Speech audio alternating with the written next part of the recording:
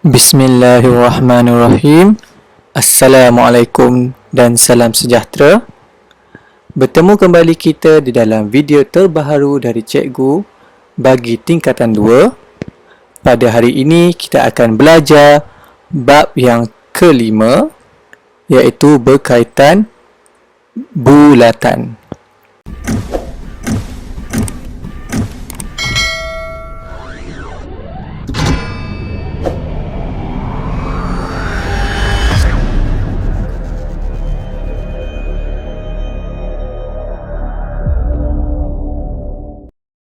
Selamat datang juga kepada pelajar-pelajar yang baru mengikuti channel Cikgu.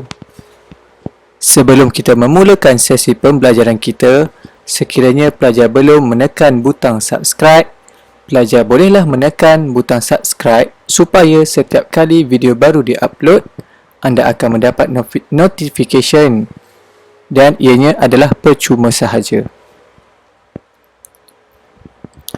Seperti biasa, ingin Cikgu jelaskan, walaupun slide ini disediakan dalam bahasa Inggeris, penerangan-penerangan Cikgu adalah dalam bahasa Melayu. Kerana Cikgu akan menggunakan bahan yang sama nanti untuk mengajar kelas DLP di sekolah. Bab ini terbahagi kepada 3 standard kandungan, iaitu 5.1 sifat bulatan, 5.2 sifat simetri bagi perentas, dan 5.3 lilitan dan luas suatu bulatan. Cikgu akan pecahkan video kepada beberapa bahagian mengikut standard pembelajaran. Okey, kita lihat dahulu kepada standard pembelajaran 5.1.1, mengenal bahagian bulatan dan menerangkan sifat-sifat bulatan. Okey, mari kita kenal dahulu bahagian bulatan. Yang pertama, kita mulakan dengan pusat. Pusat merupakan a fixed point, satu titik tetap yang berjarak sama dari semua titik pada lilitan bulatan. Okey, ini merupakan pusat bagi bulatan. Yang kedua, lilitan. Lilitan merupakan perimeter sebuah bulatan. Okey, apabila kita sebut berkenaan dengan perimeter, bermaksud kawasan yang di luar bulatan ini. Ini kita sebut sebagai lilitan bulatan. Seterusnya, yang ketiga, radius. Radius merupakan jejari. A straight line from the center of the circle to any point on the circumference. Satu garis lurus dari pusat bulatan kepada mana-mana titik pada lilitan bulatan. Okey, garisan merah ini merupakan jejari. Okey, daripada titik tengah hingga menyentuh mana-mana titik pada lilitan bulatan. Yang keempat, diameter. Diameter merupakan satu garis lurus yang menyentuh lilitan melalui pusat bulatan. Jadi ini merupakan diameter. Apabila kita bercakap mengenai diameter, dia mesti melalui pusat bulatan. Panjang diameter juga adalah 2 kali ganda panjang jejari. Yang kelima, chord ataupun perentas. Perentas merupakan satu garis lurus yang menyambung mana-mana 2 titik pada lilitan. Sebagai contoh, garisan ini merupakan perentas.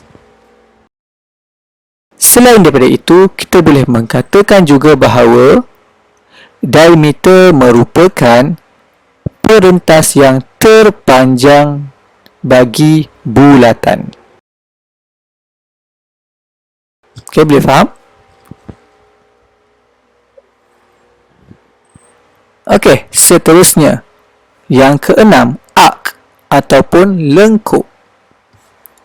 Lengkuk merupakan sebahagian daripada lilitan bulatan. Lengkuk terbagi kepada dua jenis.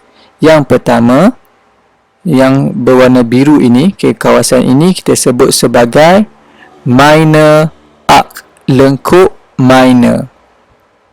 Manakala lengkuk yang besar ini pula kita sebut sebagai major arc, lengkuk major. Seterusnya, yang ketujuh, segmen ataupun tembereng. Tembereng merupakan rantau yang dibatasi oleh satu perentas dan satu lengkuk. Okey, kawasan yang dibatasi oleh satu perentas dan satu lengkuk. Sama seperti lengkuk juga, perentas terbahagi kepada dua jenis, dua bahagian. Yang pertama, bahagian kecil ini kita sebut sebagai perentas minor.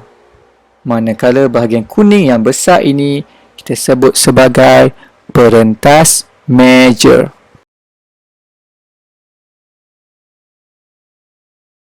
Sifat terakhir bagi bulatan, sektor.